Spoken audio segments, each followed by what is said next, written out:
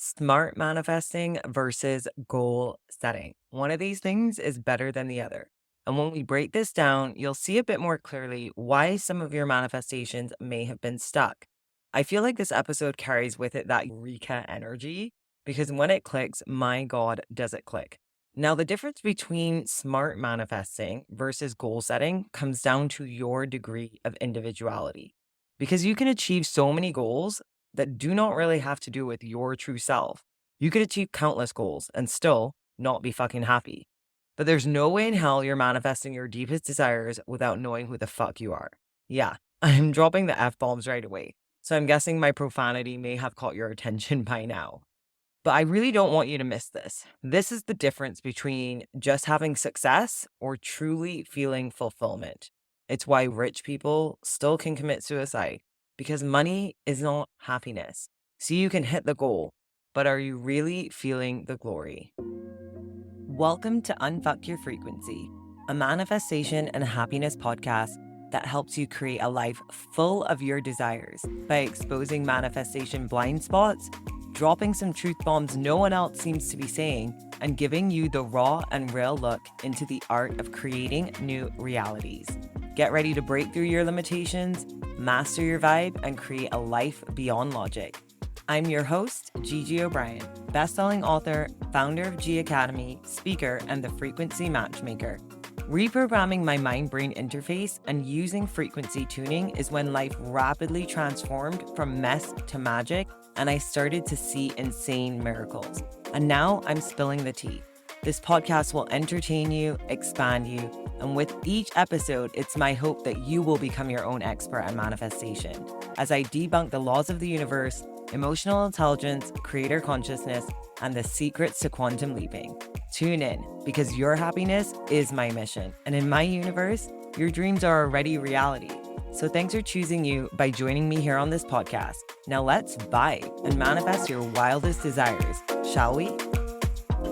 If you want to jump right to the resources because you know the power of this work, then check the links in the show notes where you can find everything you need to tap into my newly launched manifestation membership, Velocity. This month's magic is all around my smart manifesting method, and it's goal setting meets quantum leap. Today's episode is going to be an enlightening expose on goal setting theory and why traditional goal setting will hinder your happiness if you do not address this one thing. And of course, we're going to touch on the truth behind goal establishment and even more importantly, overcoming the struggle for goal execution.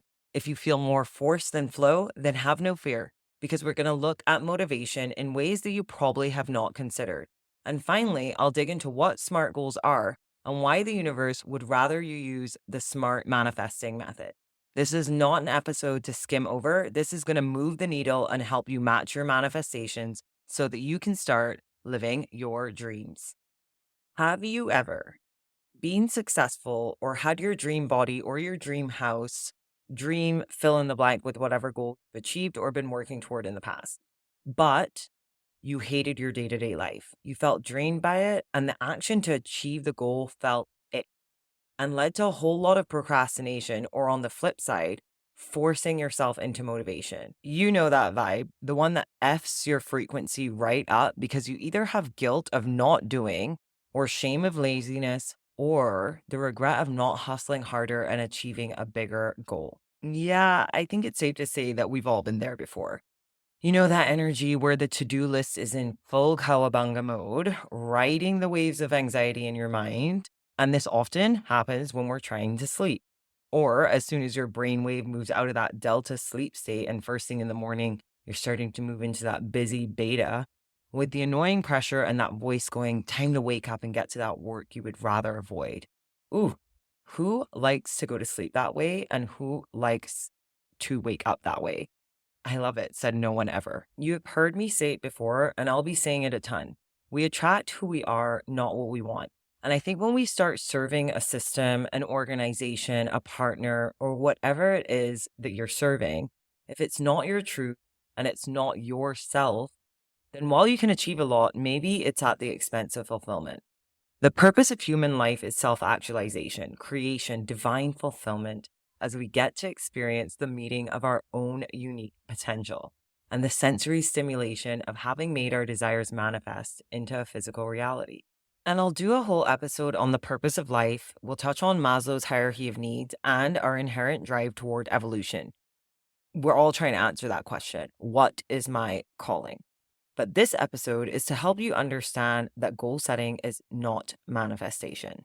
And when you grasp that, I have a cheeky little feeling that your desires will start gaining traction in a new and exhilarating way. Manifestation is the art of truth. You are attracting who you truly are, what you truly believe, and what deep down, whether you understand it or not, what you actually desire. And plot twist, you could be desiring safety, and that's why you're stuck in stagnation. You could be desiring rest, so you don't actually advance into new levels that demand more of you. Frequency does not lie. Manifestation only plays on the foundation of truth. Somewhere along the line, I started achieving a lot, but my desires were not mine. They were adopted by me, and they came about because I was almost exclusively focusing my energy externally on achieving goals that advanced someone else's dream. All the while, it gave me the illusion of security. Well, that was not a life I was going to continue living. I remember distinctly back in 2015, I got to the highest award in the continent for my role with American Express. I was the Australian pace setter, but something was missing. And when I went searching for what was missing, I realized it was me. My truth was missing from my own life. I didn't even understand who I was beyond my adopted identity, that corporate identity. The thing is, I even started to doubt if I was worthy or of value if I was not going to be in certain corporate roles or have a certain status in entrepreneurship or have the iconic Instagram Jill Scott living my life like it's golden facade. And it's kind of hilarious because when I look back, I can see that I was once living for the onlookers who were in my mind, measuring my life as I constantly was striving to keep up appearances. What a hoot. What a fucking hoot. Ah, the rat race. It was an experience and a half until I stopped running in it. I stopped hustling and started hearing my soul. I stopped caring what others thought and started asking myself what I want to care about. I stopped being the best supporting actor in someone else's script, and I started becoming the fucking lead role in my own life. I took time off social media, and no one noticed that. I was gone. It was great. I felt lost and found meaning. I slept and rested and cried and celebrated, and the world became a reflection of me. And so my universe was born. Your worth is not a reflection of your hustle. Your authentic self is not found in a job description or a title, and your legacy and divinity is not contingent on your social media highlights. Do whatever you desire in this life, but do it for you. Manifest, because it is your power to do so. Allow the adventure of finding your most authentic self, your true self, and your soul's desire. And here's a hint. It may or may not be hiding inside of your goals and how you set them. But the only way to find out is to take a closer look. Are they a reflection of your truth? There has never been a more relevant time than now to have this discussion because we were hyped up and hopped up on all the adrenaline coming out the gate into the year that is 2024. And make no mistake, this year is a vibe and a fucking half. And my God, is the energy so different from 2023. It is no secret that there are spikes around certain times of year, especially when a new calendar year begins. People spike in their goal setting abilities. But here's the thing, manifestation never stops. Listen, I love how people get at the end of a year, but I love how people get even more at the beginning of a new year because hot damn, do they just show what they're capable of. They allow their inner dreamer to think bigger than ever before. It's just a whole other level of determination and conviction. Two of the universe's favorite things. Laying down the boundaries, upping the ante, and just going balls to the wall, all in on their goals, their desires, the vision, and the vibe of I can and I will. I love people coming out the gates of a new year. But somewhere as we move through time, that go-getter, goal-slayer energy fades. Enter manifestation. Imagine you felt so in your magic that you could sustain that all in energy 365 days of the year because all in means alignment. And that My divine soul is way more powerful than hustle. Now, what do you say we get to the juicy part and nip down history lane to take a look at traditional goal setting theory? And may I use this time to advise you to stick around so that you can get unstuck? Because there is a massive focus on goal establishment and a few statistics around goal execution that may cause that wide eye energy where you say, shit, that's totally where I dropped the ball. I want to invite you into goal setting theory to look particularly at that difference, the difference between the part when we establish our goals and the time that comes when we need to execute to achieve our goals, because there's no success without execution. Hello, law of action and law of compensation. But you know as well as I do, it's not what you do, it's the energy you do it in. Traditionally, however, what has been a really big red flag for me is how we integrate our motivation or fail to understand motive at all. So, we're going to touch on intrinsic and extrinsic motivation and how SMART goals framework became so popular. And there are a few mistakes that we're going to course correct so you can get into the holy grail of goodness by understanding just how the universe sits at the center of the SMART manifesting method. It's my intention that you'll never go back to the way you may have done goal setting before. Now, let me be really honest for a moment. I'm not really sure I understood goal setting, which is weird, right? Because since primary school, we kind of do have goals. The goal of good grades, what university we want to attend, what profession would make us feel like all that education was put to good use. I've spent decades setting goals, but did I really understand the concept of successful goal setting? Many moons ago, long after university finished, I started to get disenchanted with this Groundhog Day kind of living. You're kind of just living on repeat. I would get to the end of a year, follow the trends, muster the confidence, and write some wild targets down on a bullet point list because it's what I thought I should be chasing. Recently, I got to wondering, was I even goal setting the right way? And what did goal setting have to do with manifestation? These are the questions that I wanted to answer to fully understand if I was maximizing my ability as a manifester and if goal setting was actually a limitation or a support mechanism in my manifestations. Traditionally, goal setting was done as an action plan that motivated people towards achieving something that they had specified. As the theory goes, desire and intention were seen as momentary, while goal setting was a lot more lengthy and seen as deliberate. Naturally, if you know anything about me, that piqued my interest. Because since when was desire and intention not deliberate? It's funny because somewhere in my research, I read that a goal is something that we have complete control over, while desire is something that we don't. And I think it's actually the opposite way around. Desire is fully our own. While a goal can change in shape and form and may be influenced by the external environment, community, society, and even the economy. But in manifestation and quantum physics, there's no magnetic field, vibration, and physical reality without the desire and the state of mind of the observer.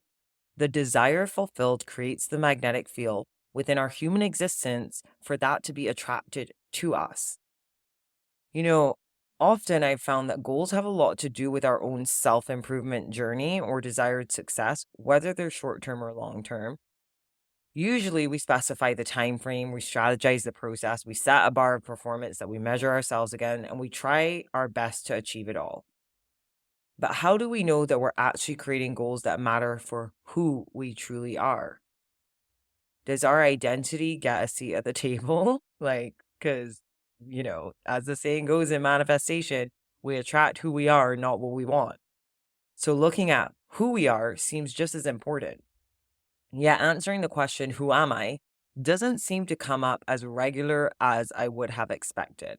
So I digged a little deeper and I was looking at the types of goals that Americans set. And this was based on a Gallup study done in 2023.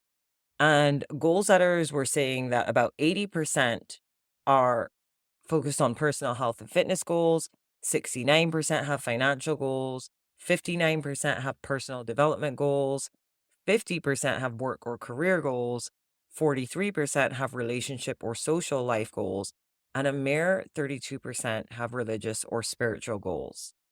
At the very bottom, just 32% of people set spiritual goals. Yet, that spirituality is self-discovery. And if you're not getting to know who you are, can you really master what you're trying to manifest and attract? And I'll place the link to this research in the show notes. But here's the point that blew my mind, and I'll quote this directly. Only a third of goal setters plan to take actions to achieve them. Goal setting is widely touted as crucial to success in various life domains, but experts insist that achieving goals requires 3 actions. 1 is writing them down, 2 is determining the specific steps needed to reach them, and 3 is tracking one's progress. Yet almost a third of people will likely wing it and never write down their goals nor create action steps. And the others, well, they're really good at planning, but they don't necessarily focus on them. Goal establishing feels really rewarding, but sometimes it can be a false sense of achievement when you anticipate it, but you never actually get into goal execution. So if you're not actually driven and motivated to act on your goals, then are you even going to achieve them? I believe that we set goals and that goal establishment is really easy. It's almost fun and it's addictive, and we love writing them down, especially when we're overly ambitious and we get to thinking about what we could achieve. But we can't just do that and have our dream come true. So we return to the question at hand. Are we goal setting the right way? Are we goal setting as manifestors? Are we even going after what our true desires are? And is that lack of truth what's really hindering our goal execution? Ding! I'd love to add a little ding sound effect, but I'm going to do it here for good measure. Ding, motivation has entered the chat. I think motivation has everything to do with not just goal setting, but if and how we manifest what we manifest. Because motivation is motive is why we do things, why is purpose, and purpose is the root of intention. Doing things on purpose. So the question is, what motivates you? What actually motivates you? Have you ever heard begin with the end in mind? Well, Aristotle defines the end, the purpose, or what he has coined as the final cause, and speculated that purpose is what causes action. He probably knew all about the law of cause and effect. He also looked at nature and why animals or even plants do certain things. Take a seed, for example. Its final cause is to be an adult plant, so it naturally evolves to suit. The final cause, the end, or the purpose is what drives change. And there's no manifestation without things changing, energy changing into matter and the likes. You've heard the saying before, nothing changes if nothing changes. But we can get so tied up in our extrinsic motivation, those external factors, like how we're praised or validated or what feedback we can gain to catapult us into the next hierarchy. And while a lot of things are important in our journey of self-actualization, I think we can't do it at the expense of understanding our intrinsic motivation and our sole purpose. Why do we have the desires that we do? Do you have your desires, or are they adopted desires? Have you been ignoring recurring desires that are actually signs of your destiny, but you think they're just hobbies or crazy dreams? And when you define your desires and even outline your goals, is the reward worth the effort of pursuing them?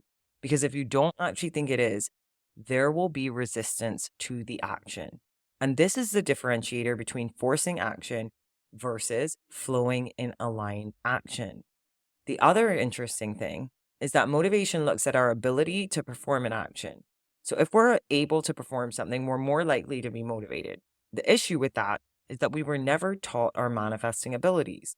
So perhaps we're not motivated to manifest because we've been taught to focus on predetermined goals, and we've been trained with the skills and abilities to go after those goals. But there needs to be a willingness to learn and a deep desire to develop that ability as a manifester, because self-efficacy, our ability and belief in our performance to achieve something, makes things easier. Also, how we view our ability has everything to do with how we approach intention, purpose, and the vision for our life, or if we even entertain the exploration of our destiny at all.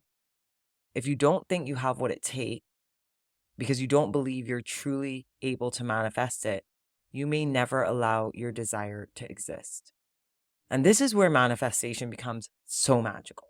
Because when you can tap into the future version of yourself, who has not just developed the ability, but has leveraged that ability into the creation of a desire fulfilled, you have an anchor in your motivation from your magnetic field that pulls you into aligned action to match those two things up in a new reality.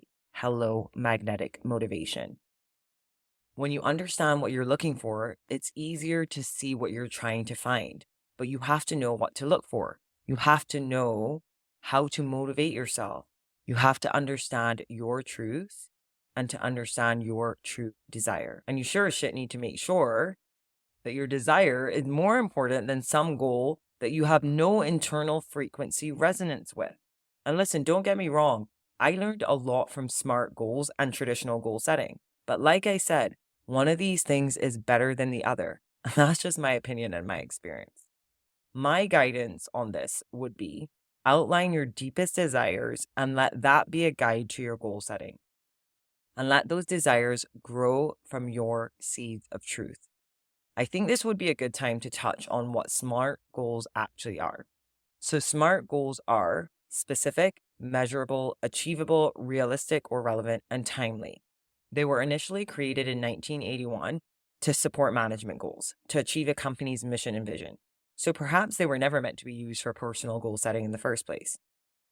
Now, the cited limitations and mistakes around the SMART goals framework were that people might be too vague in defining what their goals were, or they were too obsessed with measuring them that it actually inhibited the process of achievement.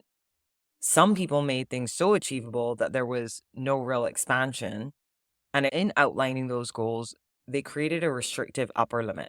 And of course, with the relevant, realistic nature of goals, that kept them in alignment, but it kept them in alignment to the degree of limitation of the goal that was originally set. And when it comes to timely, yes, we want to set timeframes that create some type of urgency and positive stress to act and get it done and move with momentum. But you and I know that the universe only ever exists in the now, and time is a man-made construct.